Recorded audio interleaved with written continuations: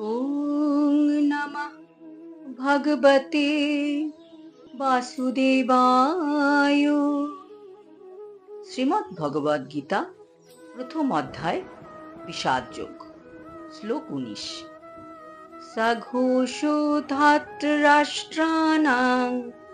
হৃদয়ানি ব্যদারয়ৎ নভশ্চ পৃথিবীং চৈব তুমুলো অভ্যনুনাদয়ন।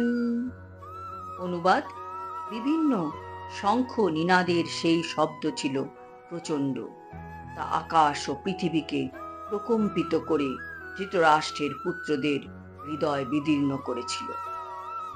তাৎপর্য: আমরা আগের শ্লোকে দেখেছি যে ভীষ্মদেব ও দুর্যোধনের পক্ষের অন্যান্যরা যখন শঙ্খ বাজিয়েছিলেন, সেই শঙ্খের শব্দে দুর্যোধন খুশি হয়েছিল, কিন্তু পাণ্ডবদের সেই শঙ্খের আওয়াজে কোনো রকম ভয় উৎপন্ন হয়নি বা তাদের ভয়ে বুক কেঁপেও ওঠেনি।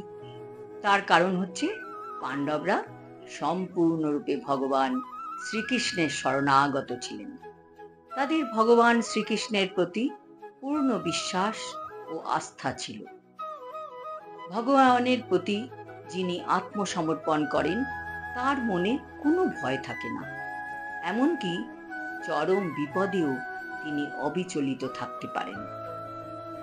অপরপক্ষে পাণ্ডবদের এই শঙ্খধ্বনির প্রচণ্ড শব্দে আকাশ ও পৃথিবী প্রকম্পিত করে ধৃতরাষ্ট্রের পুত্রদের হৃদয় ভয়ে বিদীর্ণ করেছিল। এর কারণ কি? এর কারণ হলো কৌরবদের ভগবানের উপর ভরসা ছিল না। তাদের শুধুমাত্র নিজেদের শক্তি ও সামর্থ্যের উপর অহংকার ছিল। আবার কৌরবদের নিজেদের অত্যাচারী স্বভাবের জন্য অপরাধ বোধ ছিল। তাই তারা পাণ্ডবদের শঙ্খ নিনাদে অত্যন্ত ভীত হয়েছিল। মনে মনে তাদের যুদ্ধ জয়ের ব্যাপারে শঙ্কাও জন্মেছিল। মানুষ যখন ভগবানের শরণাপন্ন হয়, তখন তার মনে কোনো ভয় থাকে না, কিন্তু যখনই সে ভগবানকে মানে না বা ভগবানের শরণাপন্ন হয় না, তার প্রতি পদক্ষেপে ভয় থাকে। কিসের ভয়? ভয় হচ্ছে হারানোর। কিন্তু যেই মুহূর্তে মানুষ ভগবানের শরণাগতির উপর আস্থা রাখবে, তখন আর তার হারানোর ভয় থাকবে না, কারণ সে জানবে একমাত্র ঈশ্বরই সব সময় সাথে আছেন এবং থাকবেন।